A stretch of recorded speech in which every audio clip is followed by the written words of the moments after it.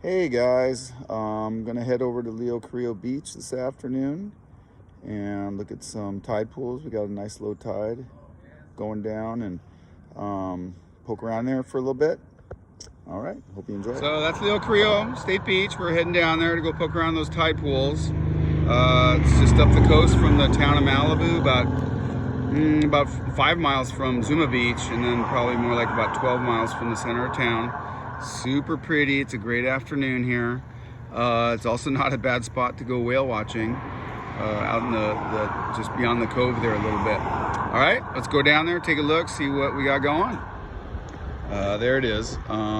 This sailboat washed in, kind of interesting. But here's where I'm gonna go poking around. Some of you guys maybe have been here to this beach before, Leo Carrillo. Local people in Malibu, we call it Sakis. There's a surf spot at the tip of that rock there. Actually, my dog is named after that surf spot. The dog's name is Sakis.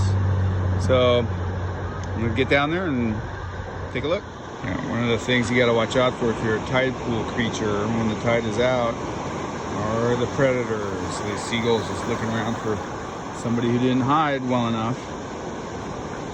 Poking around. All the different kinds of algae all in one spot right here. So there's some brown, you can kind of tell. It's easy with the sun shining on it. Two different kinds. The one I'm looking at right now is called feather boa. And there's a little piece of just what you guys probably more know as just being kelp.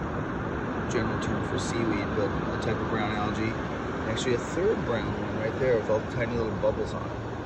And then we got some red algae, which looks a little more purplish. There's a little bit better color. Just dropped my water. That's right. And then what looks like green algae here is not actually algae, that's a sea grass. Green algae is going to look a little more like, there's a little patch right over here. That's green algae. So it looks a little different. There's one little strand of sea grass, so you can kind of tell the difference there. The green algae is kind of a little more scroungy, smaller, and what they call encrusting. And the sea grass looks like grass, like a long blade of grass. All right, so there's our different kinds of algae. And I'm gonna keep looking around.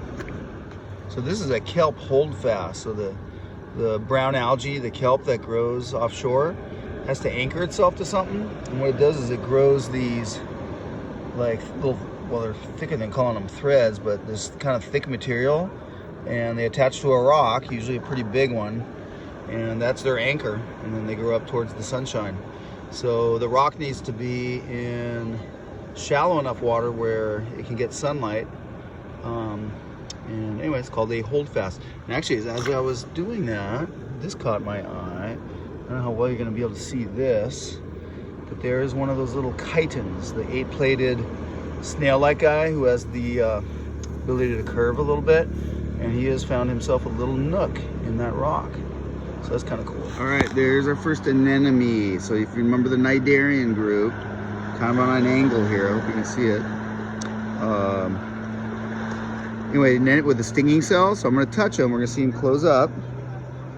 When I touch him, I have to touch him a couple times. And he feels a little sticky, but there he closed up.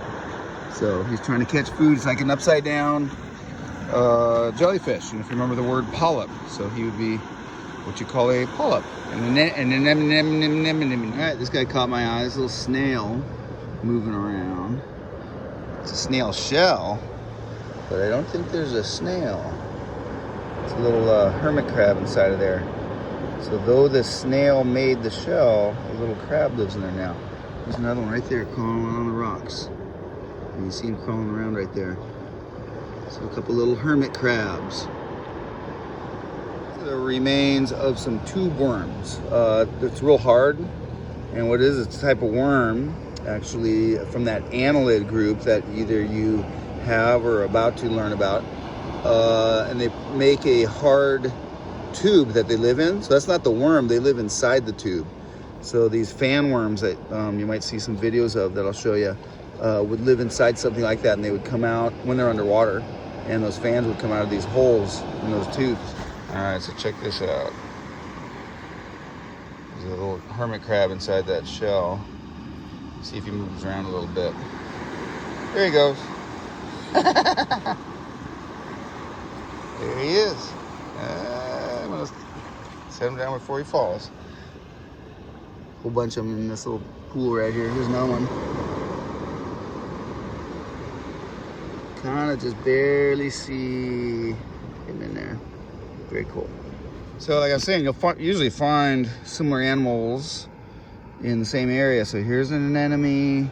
Here's another one right there, kind of in the shade. Here's this guy, kind of a little bit of sand in him, so he's not as easy to see. So all these guys within about a size of a dinner plate spot there. So here's another one of those sea slugs. They hide themselves pretty well with the sand. Again, they're called a sea hare, H-A-R-E. And gosh, this guy is about the size of a Nerf football. Okay, bigger than my hand there. And I'm gonna leave him alone, leave him in the water. Oh, there's actually two of them. Yeah, there's one right behind him.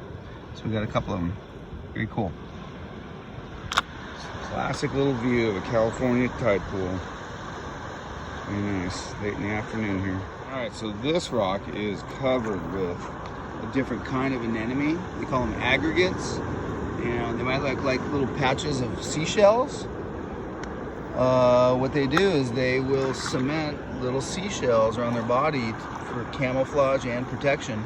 And right now they're all closed because it's low tide. And if they were to stay open right now, they'd probably dry out.